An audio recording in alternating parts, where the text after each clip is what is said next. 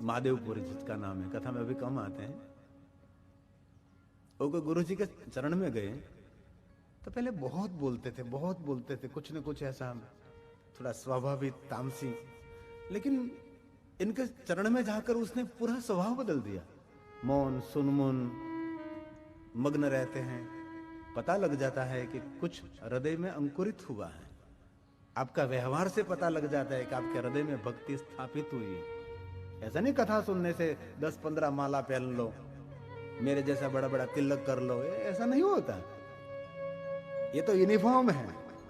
Military वाला military का कपड़ा पहनता है, पुलिस वाला पुलिस का कपड़ा पहनता है, परम पूज्य महात्मा गांधी की विचारधारा वाले खादी पहनते हैं। जब हम कथा करते तो हमारा यूनिफॉर्म है।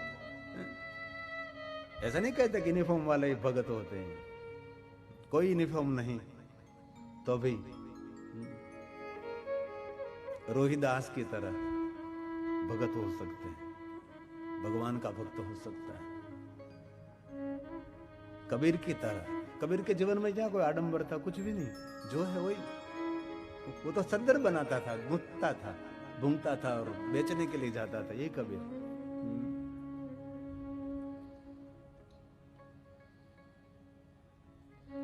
महादेव ने जान लिया, देवताओं ने जयकार किया है और आकाश में देवता जयकार करने लगे। सती बार बार पूछने लगी ये क्या हो रहा है, आप मौन रहे और आपका जयकार। लेकिन महादेव जी मौन रहे, सती को बताया नहीं कि आपने गलती की है। और ये पुरुषों के लिए बहुत उत्तम बात है, दाम्पत्य जीवन को अखंडित रखने के लिए। कभी कभी आपकी पत्नी की बात को आप ऐसी दुखद जानते हैं तो भी शिव की तरह मौन रहना सीखो, आपका दाम्पत्य जीवन खंडित नहीं होगा। लेकिन हम तो शंकाशील स्वभाव वाले लोग, संशयशील लोग, ये महादेव के पास सीखने जैसी बात है। इसी समय शिव नहीं कह सकते थे आपने मेरी पत्नी होकर आपने सीता का रूप क्यों लिया? आपने नहीं, महादेव शब्द नहीं बोले, बस व्यवहार बदल दिया। महादेव जी ध्यानस्थ हो गए। और एक दिल से बात कहता हूं, आपके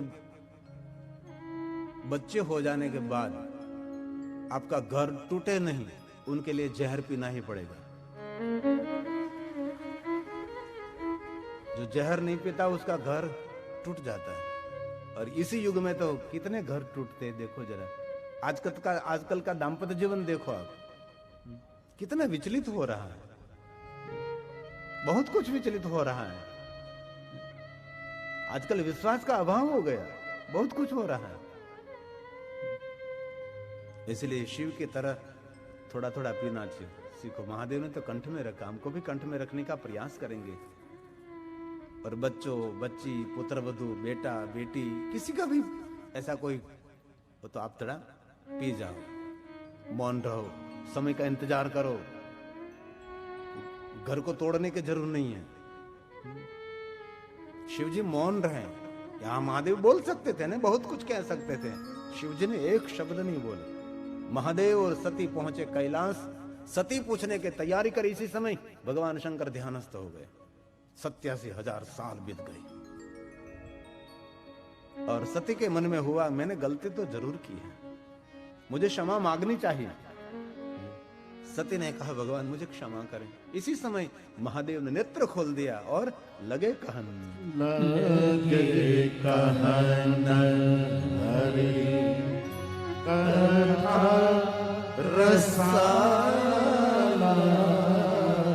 रस से भरपूर भगवान की कथा कहने लगे। कथा सुनो सती, कथा सुनो, भगवान की कथा महादेव जी गा रहे हैं। लेकिन इसी समय प्रजेश नगर में यज्ञ का आयोजन हुआ है, सबको आमंत्रण निमंत्रण है, शिव और सती को निमंत्रण नहीं है। क्योंकि एक प्रसंग में शिव और देवता और दक्ष मिले थे, वहां कुछ अणबनाव हो गया था, उसके कारण शिव जी के साथ विरोध करने लगा था दक्ष, इसलिए निमंत्रण नहीं दिया। वो भी एक अलग कथा है, बहुत बड़ी।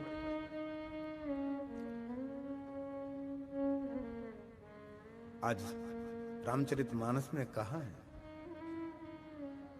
दक्ष महाराज ने यज्ञ का आयोजन किया है। ये तुलसी की चौपाएं है, जब शिव जी कथा गा रहे थे, हरि कथा रसाला दक्ष प्रजेश भये तेहि काला। तेहि काला मतलब जिस समय शिव और सती कैलाश में कथा गा रहे थे, इसी समय में दक्ष महाराज ने यज्ञ का आयोजन किया था। देवता सबको जा रहे थे। सती ने पूछा कि कहाँ जा रहे, तो शिव जी ने बताया कि आपके पिता के वहां यज्ञ है, इसीलिए सब जा रहे हैं, हमको आमंत्रण निमंत्रण नहीं है, इसलिए नहीं जाना है। सती ने कहा मेरे पिता के वहां कोई प्रसंग है, मैं जाना चाहती हूं। और महादेव ने कहा आपका पिता जो यज्ञ कर रहा है, लेकिन अभिमान से यज्ञ हो रहा है, अहंकार से, और कोई भी कार्य दूसरों को नीचा दिखाने का जो करेंगे तो कभी आप ऊंचा नहीं हो सकता, कभी करेंगे तो कभी आप ऊंचा नहीं हो सकता, कभी नहीं। પછી बेटे का विवाह हो कि बेटी का विवाह हो, हम तो ऐसा सोचते नहीं उससे भी बढ़िया करेंगे, उससे भी बढ़िया करेंगे, कभी नहीं होता। आपकी योग्यता के अनुसार आप करो, किसी को नीचा दिखाने की कोई जरूरत नहीं है। ऊंचा ऊंचा सब कोई चाले, नीचा न हाले कोई, एक बार जो नीचा हाले तो सबसे ऊंचा हो। और महादेव ने कह दिया सुनो सती, तुलसी बोले बड़ा अधिकार दक्ष जब पावा। ये बात बड़ी समझने जैसी है, बड़ी समझने जैसी है। बड़ा अधिकार, बड़ा पद मिल गया, अभिमानी हो गया। मैं बहुत सारे हमारे मित्र, धारासभ्य, संसद सभ्य, ऐसे बहुत सारे मंत्री लोग हमारे मित्र रहते हैं, तो हम उसको बार बार कहते हैं कि कभी माझी नहीं बनना यार, माझी धारासभ्य, माझी सांसद सभ्य, माझी मंत्री, क्यों यार? ऐसा काम करो, ऐसा काम करो 5 साल में कि आपको मत मांगने के लिए नहीं, लोग घर देने के लिए आए। लोग में मांग उठे कि हमारा धारासभ्य यही होना चाहिए, हमारा सांसद वही होना चाहिए, हमारा मंत्री यही होना चाहिए, हमारा गांव का सरपंच यही होना चाहिए, और कोई नहीं चाहिए। इतना काम करो, इतना काम करो, घर की मूड़ी समर्पित करके काम करो, बाकी माझी बन जाते हैं। शर्मजनक बात है ना, माझी बन जाते हैं। माझी मतलब भूत बन जाते, भूतपूर्व भूत बन जाते हैं लोग। ऐसे क्यों भाई? हर साल नई चेतना होनी चाहिए, नई ऊर्जा होनी चाहिए। आपको कहीं सभा करनी ना पड़े, आप ही आप स्वयंभू आपका काम बने। कर सकते हैं, क्यों नहीं कर सकते? वेदाग जीवन, कहीं चालाकी नहीं। जो फंड मिला है लोक कल्याण के लिए, ईमानदारी पूर्वक जेब में से 10 रुपया निकाल कर इसमें समर्पित करके लोक कल्याण करें तो हो सकता है ना। बड़ा अधिकार, ये बात है ना, अभिमानी हो गया। बड़े अधिकार दक्ष जब पावा, अति अभिमानु हृदय कब आवा। अभिमान, अभिमान, अति अभिमान, थोड़ा अभिमान नहीं, अति अभिमान। अभिमान पतन, नरक का द्वार, दुख का मार्ग, दुख का द्वार। इसलिए भगवान ने सामर्थ्य दिया हो आपको, धन का, वैभव का, बुद्धि का, बिजनेस का, उद्योग, कुछ भी, तो कभी अहंकार नहीं, कभी अभिमान नहीं। हम बहुत बहुत धनपति लोगों को मिलते हैं, लेकिन इतने नम्र विनम्र होते हैं, आनंद आता है। हम बहुत समय पहले अमेरिका गए थे, तो हमारे जेपी रामा, इस परिवार के घर में रहा था मैं। और घर के फ्लाइट, हमको फ्लाइट में बैठकर आकाश में उड़ाने के लिए, घूमने के लिए ले जाते लोग, कार में, वो फ्लाइट में ले जाते थे मुझे। और उसके घर से कथा स्थल पर स्वयं ड्राइविंग करके मुझे कथा स्थल पर लेने छोड़ने और कथा सुनते थे। तो मुझे आश्चर्य हुआ कि इतना बड़ा व्यक्ति ड्राइवर के साथ मुझे भेज सकता था। मुझे एक ड्राइवर और गाड़ी दे सकते थे, लेकिन नहीं, वो स्वयं ड्राइविंग करता था और स्वयं मुझे लेने ला जाने की। और बाद में मुझे कह रहे बापू कथा में मुझे आखिरी 3 दिन में आपके साथ नहीं रह सकूंगा। मैं तो क्यों? मेरे एक मित्र है, उसकी बेटी का विवाह है, इसमें मुझे जाना पड़ेगा, मेरा खास मित्र है। तो गाड़ी में से उसने फोन लगाया, मैं सुनता था गाड़ी में स्पीकर होते, सुनता था। और उसने कहा कि मैं 3 दिन पहले आने वाला था, लेकिन मैं थोड़ा सा 1 दिन देर से आने का चाहता हूँ। उसने कहा क्यों भाई देरी से? 3 दिन की बात हुई थी। तो उसने बहुत सुंदर बात बताई। उसने कहा जेपी रामा ने कि मेरे वहाँ गिरी बापू ठहरे हैं और गिरी बापू को कथा में ले जाता हूँ, लाता हूँ, उनकी सेवा और कथा सुनता हूँ, इसलिए मैं 1 दिन के लिए मैं देर से आऊंगा। 3 दिन मुझे रहना था। लेकिन देखो क्या मित्रता होती है, क्या व्यक्ति में संस्कार होते हैं। अभी बात बाकी है, अब बात पूरी नहीं हुई है, पॉइंट नहीं आया है। बाद में जिन मित्र को फोन किया वो बड़ा सत्संगी था। उसने क्या कहा मालूम? मुझे भी मैं भी सुनकर इतना भाव विभोर हो गया। बाद में तो मैंने भी उसके साथ बात की, वाह मैं कहता हूं, किसी के पास में कोई हुनर, कोई टैलेंट, कोई विशेषता, कोई अलग सा कोई भाव देखता हो तो मैं उसको प्रणाम नहीं करता, उसके माता पिता को प्रणाम करता हूं। धन्य है जिन माता पिता ने आपको संस्कार दिए हैं, जिन माँ बाप ने आपको संस्कार दिए, आपके पूर्वजों के जो संस्कार उतरे। तो जेपी रामा के मित्र थे, उसने फोन में क्या कहा, उसको पता नहीं था मैं सुन रहा था। उसने कहा मेरी बेटी का विवाह है, आपने वादा किया था 3 दिन मैं रहूंगा, लेकिन आप कह रहे थे आप तो 1 दिन देर से आ रहे हैं। लेकिन आपने बताया कि मेरे घर गिरी बापू हुआ और उसकी सेवा में ले जाने के लेने की सेवा में मैं स्वयं ड्राइविंग कर रहा हूँ और कथा में मैं सुन रहा हूँ, तो 1 दिन देरी से। तो उसने, सामने वाले ने क्या कहा, उसके मित्र ने, उसने कहा आपके घर गिरी बापू उतरे बहुत बड़ी बात है, लेकिन आप सुनो, आपके वहां कोई बेटा और बेटी का विवाह होता और मेरे वहां जो गिरी बापू रहते तो मैं 1 दिन देरी नहीं, मैं 3 दिन नहीं आऊंगा, आपके प्रसंग में नहीं आऊंगा। तो जेपी ने क्या पूछा, क्या कहा, आप कहना क्या चाहते हैं? तो उसने कहा मेरी बेटी का विवाह तो हो जाएगा, अब अवसर मिला है, आप उनके साथ रहो, विवाह में आने की जरूर नहीं है। ये सत्संग है, ये पल का लाभ है, ये समय का लाभ है। ये बहुत बात मुझे अच्छी लगी। बाद में तो मिले, बात करी हमने, मैं बहुत भाव विभोर हुआ। अपना खास मित्र था, वहां से बेटी को आशीर्वाद दीजिए, कथा सुनते सुनते मेरी बेटी को याद करिए। ये संस्कार है, ये वाणी से, व्यवहार से सब कुछ पता लगता है। ऐसे लोग दुनिया में बहुत हमने देखे, बहुत सत्कर्मी लोग, बलवंचाई से भरे हुए लोग, जिनको मिलने से आंख भर जाती है। ऐसे लोगों को हमने देखा है। जीवन ऐसा ही होना चाहिए, परमार्थी, परोपकारी भाव से भरा हुआ जीवन। और यहां महादेव ने कह दिया, उसको अभिमान आया है। और कथा से सब परिचित हैं। महादेव ने ना कही तो अभी सती जाने के लिए तैयार हुई। भगवान शंकर जी ने असंख्य गणों को भेजा साथ में, और सती पहुंची प्रजेश नगर में। पति ने तो मना किया था, तो भी पिता के घर गई।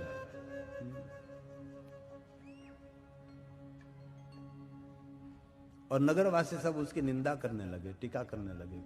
उसको तो निमंत्रण नहीं, क्यों नहीं बिना निमंत्रण आई है। पिता के आंगन में पहुंची तो सब मेहमान लोग यज्ञ निमित्त पधारे थे, सभी मेहमान भी निंदा करने लगे कि उसको तो आमंत्रण नहीं है, निमंत्रण नहीं, बिना निमंत्रण सती क्यों आई। देखो आप याद हो शायद, यही नगर है, यही सती है, यही गांव है।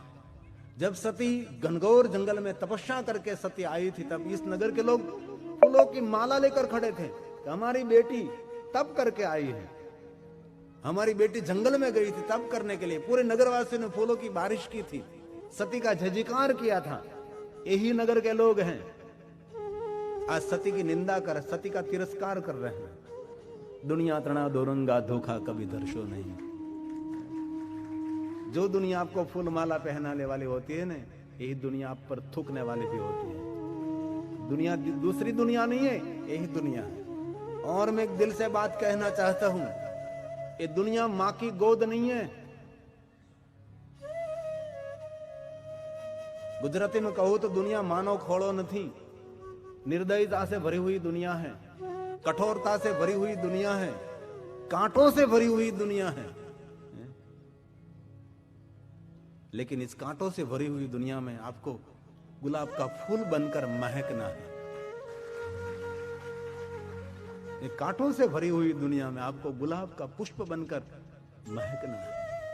किसी ने पूछा गुलाब को, गुलाब तुझे डर नहीं लगता? इतने तीक्ष्ण कांटे आस पास और तीक्ष्ण कांटाओं के बीच तू इतना खुशबू और इतना हंस रहा खिला हुआ है, एक तीक्ष्ण कांटाओं का तुझे डर नहीं लगता? और गुलाब तो ऐसे होता है ना, चारों तरफ कांटे कांटे कांटे कांटे कांटे कांटे कांटे होते और बीच में गुलाब खिला हुआ है। इतना तो मुस्कुरा रहा है गुलाब, इतना खिला हुआ तो गुलाब, तुझे तीक्ष्ण कांटों का डर नहीं लगता? तब गुलाब ने जवाब दे दिया, मेरी खुशबू के कारण कांटा ही मेरी रक्षा करते हैं। ये जो कांटा वही मेरा जतन, वही मेरी रक्षा करते हैं। उनको जीवन कहते हैं। शत्रु भी आपके लिए मीठा बोलने के लिए मजबूर हो जाए, आपका दुश्मन आपके लिए मधुर बोलने के लिए मजबूर हो जाए कि भले हम उनके साथ थोड़ी सी दुश्मनावट, थोड़ी सी मनदुख वैरुति है, लेकिन उनके जैसा कोई आदमी दुनिया में नहीं है। उनको जीवन कहा जाता है।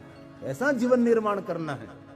और हम तो दुश्मनी क्या बोलो, मित्र भी हमारे लिए अच्छा नहीं बोलता। जीवन ऐसा होना चाहिए, 5 व्यक्ति बैठे हैं, आप पहुंचो, 5 व्यक्ति खड़े होकर आपका आदर करें, वाह आओ आओ पधारिए पधारिए, बैठिए बैठिए, उसको जीवन कहते हैं। आ तो जीवन केवू 5 माणसो बैठा હોય, આપણે જઈએ, ઊભા તો થાય પણ ઊભા થઈને ભાગી જાય કે આ ક્યાં આવ્યો, આ ક્યાં ભટકાણું, અને જીવન કહેવાય। इसलिए कथा हम हमारे जीवन निर्माण के लिए आयोजन किया है। हमारा जीवन कुछ और बने, प्रभावशाली बने। और हर विद्यार्थी को मैं बार बार कहता रहूंगा कि आपका कर्तव्य रहेगा कि स्कूल आपके नाम का गौरव करे। मेरे सभी विद्यार्थी भाई बहनों को मैं दिल से रिक्वेस्ट करता हूं, दिल से विनंती करता हूं, आपको कुछ करके दिखाना है। आपके इन सदगत पूर्वजों ने कितनी मेहनत करके, दान योगदान करके स्कूल निर्माण की, विद्यालय निर्माण किया है, आपके लिए, विद्या अर्जित करने के लिए।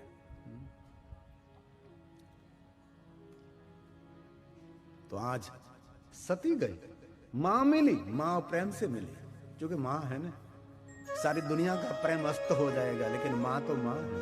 जननी ने जोड़ सखी नहीं जड़े, ये तो मां है ना। मां और बेटी बहुत आदर के साथ मिले।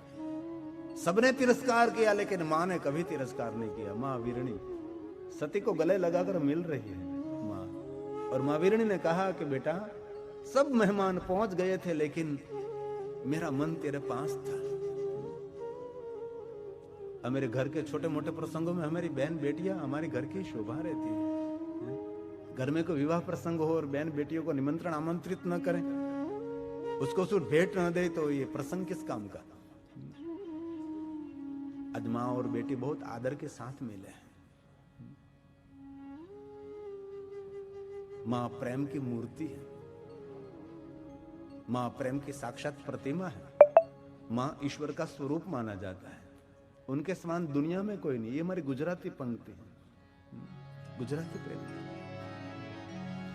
जननी ने जोड़ सकी नहीं जड़े लो,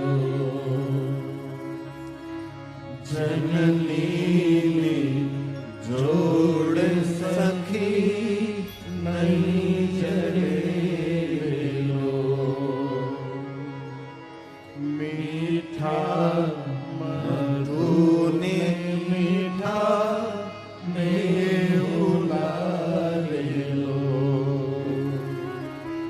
मीठा मधु ने मीठा सबसे मधुरी मधुरी मोरी मारे, जननी ने जोड़ सकी नहीं जड़े लो।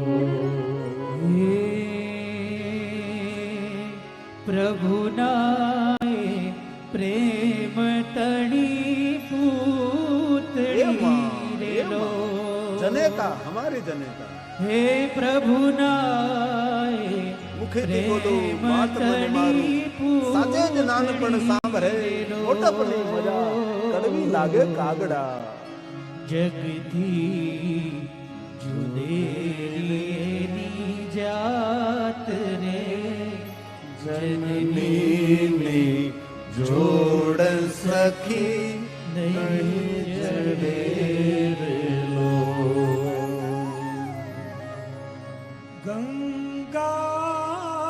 ગંગાના નીર તો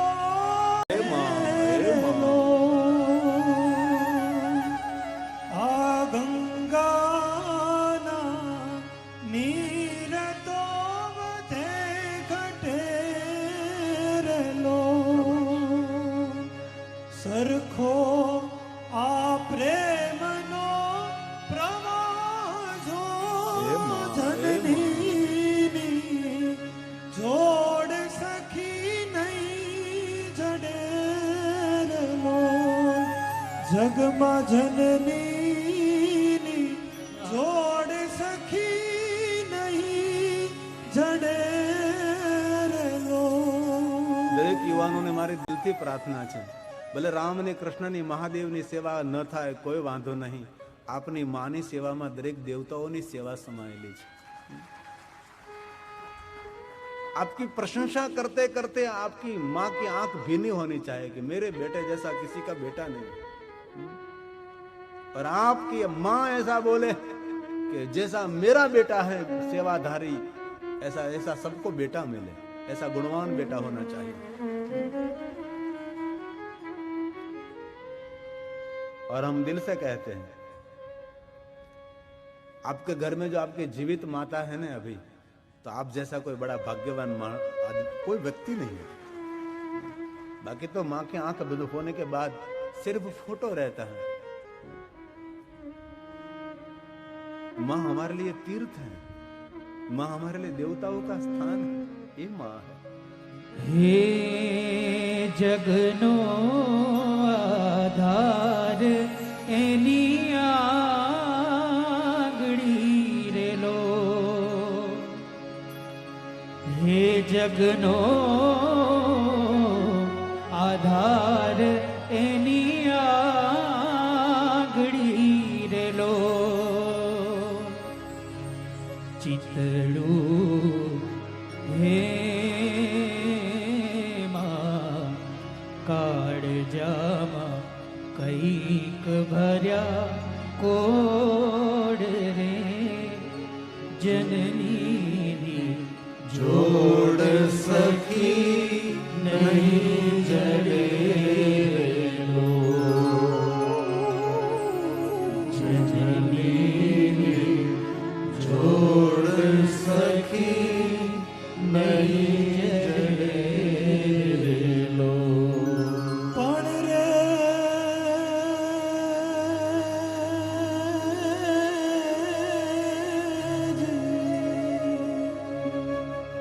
હે મોઢે બોલું હું માવડી માં હે મને સેજે નાનપણ હાંભરે એ પછી મોટપની બધી મજા એ મને કડવી લાગે કાગડા પછી મોટપની બધી મજા એ મને કડવી લાગે કાગડા હે અમીની ભરેલી એની આખડી રેલો અમીની ભરેલી એની આખડી રેલો હે વાલના ભરેલા એના વેણ જો जननी जोड़ सखी नहीं जड़े रे लो, जननी जोड़ सखी नहीं जड़े रे लो। माँ की सेवा करने का कर्तव्य सिर्फ बेटाओं को नहीं है, बेटियों की भी जिम्मेदारी है माँ का ख्याल रखना। ऐसा नहीं कि एक बेटा ही माँ का ख्याल रखे, हर बेटी का भी कर्तव्य होता है कि माँ दुखी है तो बेटे का भी कर्तव्य बनता है। एक वृद्धाश्रम की मुलाकात में गया था, एकदम सच बात, स्थान नहीं दिखाऊंगा, शहर का नाम नहीं कहूंगा। एक में बुढ़ी माई को मिला था, उसको 3 बेटियां थी, एक बेटी कनाडा अमेरिका और एक लंदन में रहती थी। ये माँ सड़ रही थी। मैंने कहा माँ को आपकी बेटी का मुझे नंबर दीजिए। और इतनी वयोवृद्ध, इतनी थकी पकी हुई, क्योंकि माँ ने भाव में आकर सब मिलकर बेटियों को बांट दी और सभी बेटियां पां खाने पर विदेश में सेट हो गई और इसकी माँ वृद्धावस्था में दुखी हो रही है। मैंने पूछा ट्रस्टियों को, फंड बंड भेजते हैं? फंड भेजने की क्या बात करो, यहाँ का फोन भी नहीं उठाती। इसलिए हर बेटियों को मैं हृदय से प्रार्थना करता हूँ, आपका भाई आपकी माँ की सेवा ना करे तो आपका कर्तव्य है, आप भी करो, ख्याल रखना चाहिए। और एक बात और बहनों के लिए, आपका पति संस्कार संपन्न और व्यवस्थित हो और योग्य हो तो 10 बार आपके पति की मां को प्रणाम करना चाहिए। मतलब आपकी सास, उनको बार बार धन्यवाद देना चाहिए, क्या संस्कार दिया है आपने, ये बात है। और एक दूसरी बात, चिंतनकारों से सुनी हुई, आपके बेटे को आप श्रवण कुमार बनाना चाहते हैं, हर मां बेटे को श्रवण कुमार बनाना चाहते हैं तो आपके पति को श्रवण कुमार बनने दीजिए। क्या आपका पति है, कोई मां का बेटा भी है, कोई बाप का बेटा भी है, उसका भी कर्तव्य है, उसके माता पिता का आदर सेवा। अभी हम कहाँ, इंद्राल में गया था तो हमारे जो कथा का आयोजक थे हमारे यतिन भाई, मैंने कहा आप कहाँ रहते हैं? तो उसने कहा मैं छोटा था तब मेरी माँ तो मर चुकी थी, तो मैं मेरे काका के साथ रहता हूँ। वास्तव में काका काकी उनके साथ रहते थे, लेकिन उसने जवाब ऐसा दिया कि मैं उनके साथ रहता हूँ। आपके बुजुर्गों को आप नहीं रख सकते हैं, आप उनके साथ रहते हैं, ऐसा भाव प्रकट करें। और कथा का तो विस्तार बहुत हो सकता है। माँ और बेटी मिले, माँ वृणी ने कहा जाइए यज्ञ का दर्शन करके वापस आओ, हम दोनों बैठकर सुख दुख की बातें करेंगे, माँ और बेटी। लेकिन माँ वृणी को पता नहीं है कि सती यज्ञ नारायण का दर्शन जाएगी और वापस आने वाले ही नहीं। माँ को तो पता नहीं कि यज्ञ में जाएगी, अपने देह का त्याग करेगी, कुछ भी पता नहीं माँ वृणी को। और कह रही कि जा बेटा जल्दी यज्ञ नारायण का दर्शन करके आओ मेरे पास, हम दोनों सुख दुख की बातें करेंगे। ये जीवन का रहस्य है, ये जगत का रहस्य है। किसकी पहली मुलाकात है, किसकी अंतिम मुलाकात है, किसी को मालूम नहीं है। इसलिए जीवन मार्ग में जो मिले उनके साथ मधुर प्रेमाल आदर के साथ व्यवहार करें। दूसरे के साथ तो बात सही, लेकिन घर के सभ्यों के साथ आदर से व्यवहार करें। कब हमारी अंतिम मुलाकात हो जाए पता नहीं रहता, बाकी मन की मनमा रह जाएंगे। अरे आज सुबह में मैंने पति को विदा किया, ऐसा हो गया, वापस आया ही नहीं। और पति कहता है कि मेरी पत्नी को सुबह में झगड़कर मैं नौकरी पर बिजनेस पर गया और शाम को आया तो मेरी पत्नी पूरे जीवन भर डंक रहता है। और रात को सोने के लिए जाओ ना तो घर में कुछ मन दुख हुआ है तो क्षमा मांगकर, क्षमा देकर, सब समाधान करके हिलमुल झुलके जय श्री कृष्ण, ओम नमः शिवाय, ओम नमो नारायण, जय योगेश्वर, जय सिया राम, जो बोलते हो आप, जय श्री कृष्ण, जय स्वामीनारायण, आपको जो ठीक लगे, आदर के साथ अपने अपने कमरे में सोने के लिए जाओ। बाकी हम रात में आंख बंद करते हैं, कभी जागे नहीं, कहीं लोग नहीं जागते, कहीं लोग सोए रहते हैं। और एक बात याद रखना, नींद में सुबह में जागते हो ना, आंख खुलते भगवान को आभार व्यक्त करना चाहिए, भगवान आपने मुझे जगा दिया। कहीं लोग सो गए तो जागे ही नहीं, पूरी लंबी नींद सो गए, लेकिन भगवान ने कृपा की कि हम जाग गए, भगवान ने कृपा की। 2 दिन पहले कहता हूं, फिर से याद दिलाओ तो अंतिम दिन है, हमारे माथे ऊपर से पूरा कोरोना काल चला गया, 2 साल कोरोना काल की चली गई। ईश्वर का आभार मानना, आप जीवित हैं। कितने कोरोना काल में कोरोना उनका भक्षण कर गया, और भगवान का आभार मानना, भगवान इतना कोरोना काल बीत गया, हम जीवित हैं। और पता लगा हम इसीलिए जीवित हैं कि आपकी कथा सुनने के लिए हम जीवित रह गए।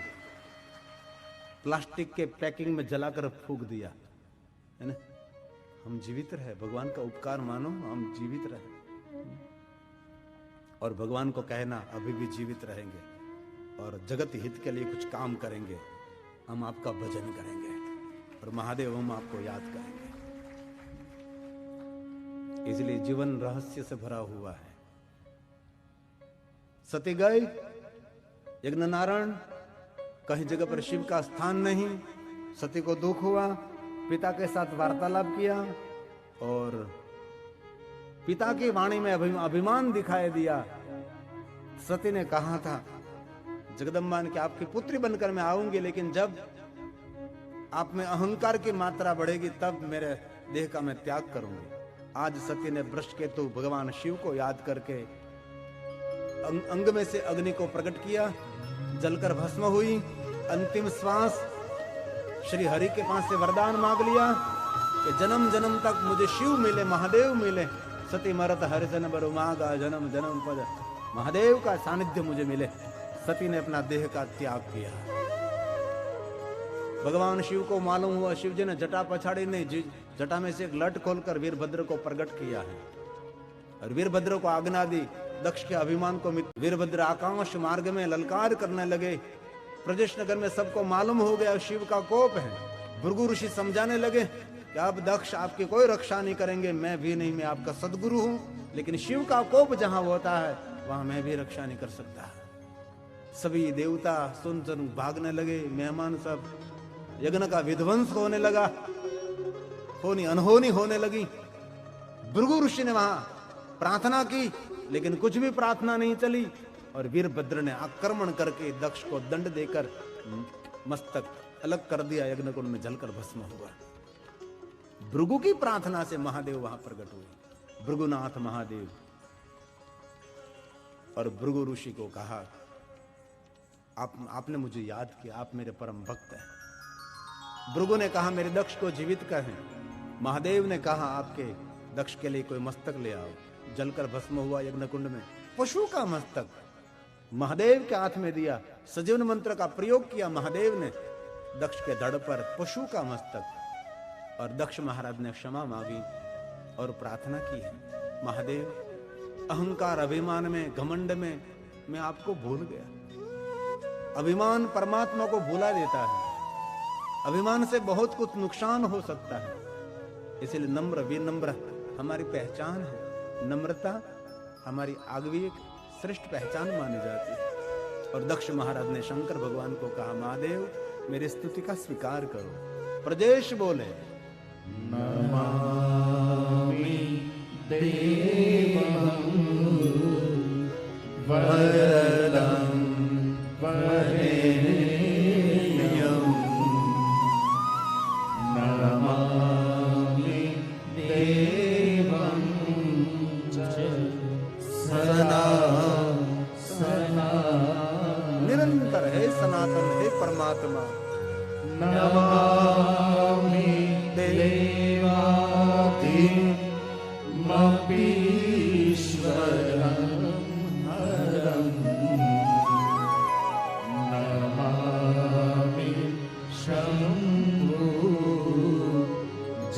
प्रत्येक बंधु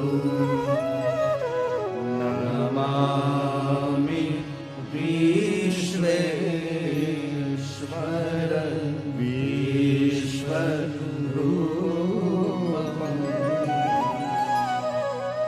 सनातनं ब्रह्म निजात्मरूपम्